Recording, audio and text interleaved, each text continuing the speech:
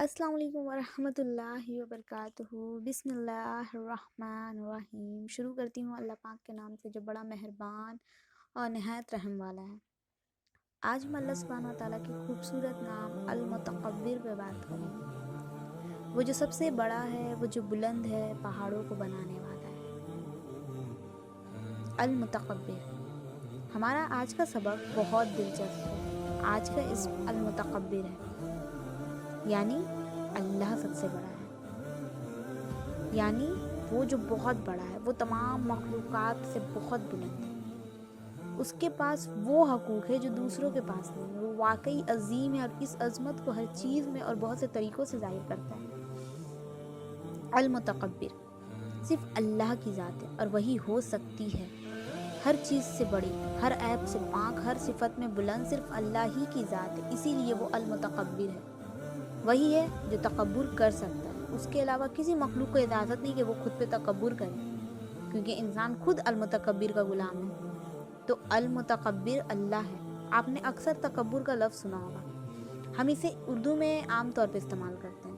فلاں شخص میں بہت تکبر ہے، فلاں کے تکبر نے اسے برباد کر دیا، وغیرہ وغیرہ۔ تکبر کو ہم انسان کے حوالے سے بھی جانتے ہیں، تکبر کو ہم شیطان کے حوالے سے بھی جانتے ہیں۔ قرآن میں ہے نا کہ اس نے یعنی شیطان نے انکار کیا اور تکبر کیا۔ ہمیں ابلیس کی نافرمانی کی وجہ بھی یہی پتہ ہے کہ اس نے تکبر کیا تھا اپنی ذات پر، اپنے وجود پر۔ ایسا ہی ہے نا۔ المتکبر کا سادہ سا اردو مطلب دیکھے تو تکبر کرنے والے کے معنی ہی آتا ہے۔ المتکبر کس کے ارد گرد سے ملتا ہے؟ تکبر سے۔ ہم نے اس نام سے اسی معنی کو سمجھا ہے، بڑائی، تکبر، اللہ اور ہم۔ ٹھیک ہے، تو اللہ ہمارا مالک ہے، وہی ہمیں روزی روٹی دیتا ہے، سانسیں عطا کرتا ہے، وہی ہمیں ہنساتا ہے، وہی رلاتا ہے، وہی غم دیتا ہے اور پھر اس غم سے رہا بھی کرتا ہے۔ وہی ہے جو ہمیں سمجھتا ہے، جانتا ہے، ہمارا خیال رکھتا ہے، ہماری پرواہ کرتا ہے۔ وہ تمام جہانوں کا مالک ہے، ہر چیز کا مالک اور خالق اللہ ہے، پیدا کرنے والا، حفاظت کرنے والا، ہر چیز کو چلانے والا اور قدرت رکھنے والا۔ اور ہم کیا ہیں؟ ہم وہ ہے جو اللہ کی اجازت کے بغیر سانس بھی نہیں لے سکتے۔ ہم اس کے مرضی کے بغیر نہ جی سکتے اور نہ ہی مر سکتے۔ پھر ذرا خود سوچئے، تکبر کسے سوٹ کرتا ہے؟ تکبر کسے کرنا چاہیے؟ ظاہر ہے اللہ کو، مگر پھر بھی دیکھا جائے تو انسان اس زمین میں متکبر ہوا پھرتا ہے۔ کیسے؟ وہ خود کوئی بڑی چیز سمجھتا ہے یا وہ دوسروں کو حقیر جاننے لگتا ہے۔ کچھ اسی طرح معاشرے میں وہ متکبر کہلاتا ہے۔ متکبر اللہ کے سوا کوئی نہیں ہو سکتا اور نہ ہی کسی کو ہونا چاہیے، کیونکہ اس کی بات ہی کچھ الگ ہے۔ اب آپ میں سے اکثر کا خیال یہ ہوا کہ ہم میں تو تکبر نہیں۔ اللہ معاف کرے، ہم نے کبھی تکبر نہیں کیا۔ دیکھنے میں، پڑھنے میں بہت عام سا لفظ ہے تکبر، مگر اس کا وزن بہت زیادہ ہے اور اس کی لذت کسی گہرے کنویں جیسی ہے۔ ہم پہلے خود پر آتے ہیں، اس کے بعد المتکبر کو مزید سمجھیں گے۔ آپ کے خیال میں تکبر کیا ہے؟ پہلے ذرا سوچئے، پھر آگے سنیے کیا جواب ملا۔ کچھ غرور سے ملتا جلتا۔ جیسے میں نے پہلے ہی کہا کہ تکبر میں انسان خود کو کوئی بہت بڑی چیز سمجھتا ہے اور دوسرے کو حقیر نظر سے دیکھتا ہے۔ یاد رکھیں، اپنے آپ کو بہت کچھ سمجھنے والے دراصل کچھ نہیں ہوتے۔ یہ میں سیلف کانفیڈنس کی بات نہیں کر رہی، تکبر کی کر رہی ہوں۔ تکبر مطلب بڑائی، لاپرواہی، یہ تکبر ہے۔ وہی جو شیطان نے بھی کیا تھا، مگر پتہ ہے ہم میں سے ہر ایک تکبر کے مختلف فیزز میں ہیں۔ ضروری نہیں ہم اسی طرح خود کو بڑا سمجھیں گے، ہم کسی اور طرح بھی خود کو متاثر کر سکتے ہیں۔ تو ایک تکبر تو وہ ہے جو شیطان نے کیا تھا اپنی ذات پر، اور اسی تکبر میں اس نے نافرمانی بھی کی تھی اور وہ آج تک اپنی نافرمانی پر شرمندہ ہے، مگر وہ اس کا تکبر اسے جھکنے نہیں دیتا۔ تکبر مخلوق کے لیے ایک نشہ کی طرح ہے، وہ انسان کو نشے میں چور کر دیتا ہے۔ اسے پھر کچھ نظر نہیں آتا اپنے علاوہ، یہاں تک کہ وہ اپنے اصل کو بھی کھو دیتا ہے۔ تکبر میں مخلوق اپنے خالق سے تعلق توڑ دیتا ہے۔ تکبر جھکنے نہیں دیتا، اور جو جھکنے سے انکار کر دے تو اسے رسوائی کا سامنا کرنا پڑتا ہے۔ یہ کوئی کہانی کی بات نہیں ہے، بالکل حقیقت۔ इसे आप लोग किस्से कहानी बिल्कुल मत समझिएगा। हम में से बहुत से लोगों को तकब्बुर की आदत पड़ चुकी है। खुद को बड़ा समझना, दूसरे को हकीर। मिसाल के तौर पे मैं कहूँ कि मेरे से ज़्यादा अच्छी ड्राइविंग कोई कर ही नहीं सकता। ये हर एक की बस की बात ही नहीं होती। मैं एक बहुत अच्छी ड्राइवर हूँ, वगैरह वगैरह। जुबान से ना सही मगर दिल में इस ख्याल का होना मुझे मुतकब्बिर बना गया। और यकीन जाने आपके तकब्बुर को मिट्टी में मिलाने के लिए अल्लाह ताला आपकी सोच को आप पर गलत साबित करेंगे। जैसे ड्राइविंग के केस में मेरा ज़बरदस्त किस्म का एक्सीडेंट हो सकता है, जो एक अक्लमंद इंसान के लिए इसके सबक के तौर पर काफ़ी हो सकता है। खुद को कभी भी बड़ा और दूसरे को कमतर कभी नहीं समझना चाहिए, किसी भी सिचुएशन में नहीं। ये नशा आपके लिए जानलेवा साबित हो सकता है। इसी तरह अक्सर औकात हम अपने माल, दौलत, जॉब, यहाँ तक कि दीन के कामों में भी तकब्बुर की तरफ लपक पड़ते हैं। और ये तकब्बुर अल्लाह के बंदों के सामने किया जाता है। तकब्बुर आपको रूखा बनाता है, सख्त दिल और तंग नज़र बनाता है। कहा ना, तकब्बुर नशा की तरह है। जैसे नशे में इंसान को कुछ समझ नहीं आता कि वो क्या कर रहा है, क्या कह रहा है, उसे क्या करना चाहिए, वो किससे बात कर रहा है। नशे में इंसान को होश नहीं होता अपने किसी भी अमल का। इसी तरह की तबाही तकब्बुर आपकी ज़िंदगी में मचाता है। एक बार फिर मैं याद दिलाती चलूँ कि तकब्बुर सेल्फ कॉन्फिडेंस या सेल्फ लव नहीं है। आपको अपने लिए कॉन्फिडेंट भी होना चाहिए, खुद पर एतमाद होना चाहिए और खुद से मोहब्बत भी करनी चाहिए। मगर इस सब में याद रखना है कि आपके पास जो कुछ भी है, आपका हुस्न, जहानत या कुछ भी, वो सब अल्लाह की तरफ से है, अल-मुतकब्बिर की तरफ से है।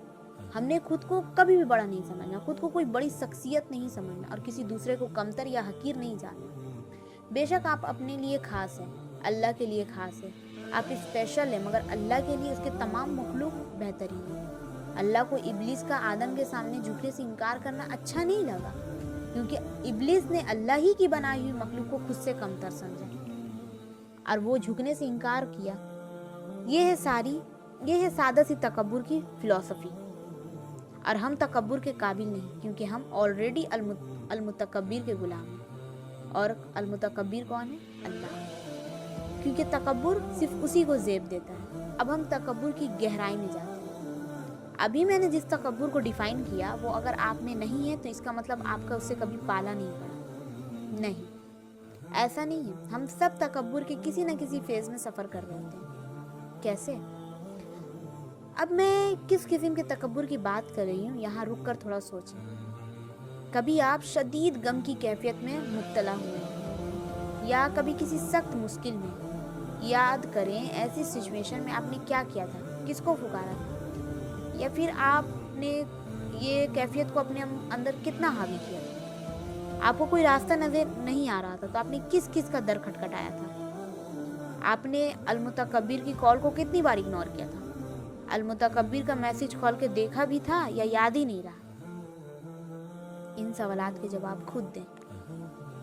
इन सवालात का मकसद हरगिज़ किसी को शर्मिंदा करने का नहीं है, बल्कि अपने तकब्बुर को आजिज़ी में ढालने की कोशिश है।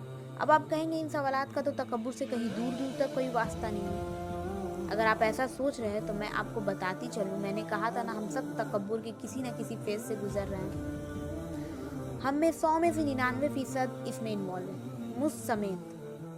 कैसे? मैं समझाती हूँ। देखिए, जब कोई परेशानी आती है तो हम फ़ौरन क्या करते हैं? किसी करीबी दोस्त को मैसेज, मम्मा से बात, हमें किसी न किसी तरह अपने मसले से निकलना होता है। मगर जिसने परेशानी दी, जिसने मसला दिया, उसको कहीं दूर छोड़ देते हैं। हम भूल जाते हैं, हम अल-मुतकब्बिर को भूल जाते हैं। हम यहाँ तकब्बुर नहीं कर रहे होते, मगर हम इसमें इन्वॉल्व होते हैं। हम अपने गमों को बहुत बड़ा बना लेते हैं, इतना बड़ा कि हमें असल बड़ाई वाली जात भूल जाती है। हम अपने तकलीफ़ों को जीना शुरू कर देते हैं, तकलीफ़ों को हर चीज़ से बड़ा बनाकर। हम तकब्बुर के फेज़ में कुछ इस तरह दाखिल होते हैं कि अक्सर हम अपने ख्वाहिशात की तकमील को ही, चाहत को इस हद तक पार कर देते हैं। हमें कुछ चाहिए और वो नहीं मिल रहा है, कोशिश के बावजूद नहीं मिल रहा, तो क्या अब हम ज़िद लगानी है अल-मुतकब्बिर से? बिल्कुल नहीं। अल्लाह एक दरवाज़ा हम पर इसलिए बंद करता है क्योंकि अल्लाह को पता है हमने इस दरवाजे से डसे जाना, मगर हम नहीं जानते। अल्लाह इस दरवाजे के बदले हमारे लिए कहीं और दरवाज़ा खोल देते हैं और हम ज़िद लगाकर इसी दरवाजे को पीटते रहते हैं, यहाँ तक कि तकब्बुर हमें जन्म लेने लगता है اور ہماری سوچ کچھ اس طرح کی ہو جاتی ہے کہ میرے ہی ساتھ ایسا کیوں ہوا، اللہ نے میرے ہی ساتھ ایسا کرنا تھا، میں نے تو محنت بھی کی تھی پھر بھی مجھے فلاں چیز حاصل نہیں ہوئی، اللہ نے کیوں کیا ایسا، مجھے فلاں چیز یا شخص یا کچھ بھی چاہیے تو بس چاہیے، میں کیا کروں گی، میری زندگی کیسے گزرے گی۔ یہاں ہم اللہ سے ضد لگاتے ہیں اور اسی طرح ہم تکبر کے ایک سائیکل میں داخل ہوتے ہیں۔ میں نے ایک دفعہ کسی لیکچر میں سنا تھا کہ اللہ کو یہ نہ بتائیں کہ آپ کے غم اور پریشانی کتنی بڑی ہے، بلکہ اپنی پریشانیوں کو بتائیں کہ آپ کا اللہ کتنا بڑا ہے۔ یہاں آپ توکل کے فیز میں داخل ہوتے ہیں، عاجزی کو اپناتے ہیں، آپ اس دروازے سے ہٹ جاتے ہیں جو آپ پہ بند کیا گیا ہے اور المتکبر سب سے بلند بڑی ذات کے سامنے سرنڈر کرتے ہیں۔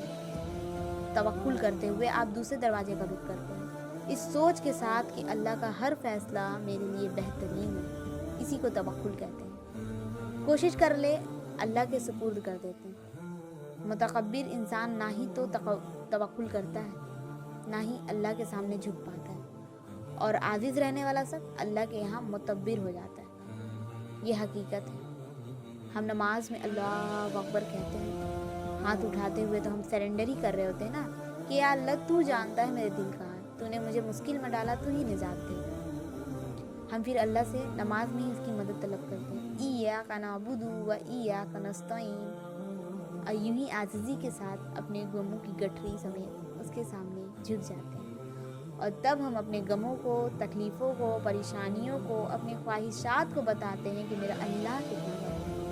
وہ جو المتکبر ہے، جو کوئی نہیں کر سکتا، وہ المتکبر کرتا ہے، وہی میری خواہشات کو، خوابوں کو پورا کرنے لگتا ہے۔ جب ہم اللہ کو سچ میں المتکبر ماننے لگتے ہیں نا، تو ہم لوگوں کے سامنے جھکتے ہیں اور نہ ہی اکڑتے ہیں، ہم لوگوں کو نیچا نہیں سمجھتے بلکہ ان سے اللہ کی خاطر محبت کرتے ہیں، ہم لوگوں کو اپنا خدا سمجھنا چھوڑ دیتے ہیں اور اپنے تکلیف اللہ کے سامنے بیان کرتے ہیں۔ یہی ہے تکبر سے رہائی۔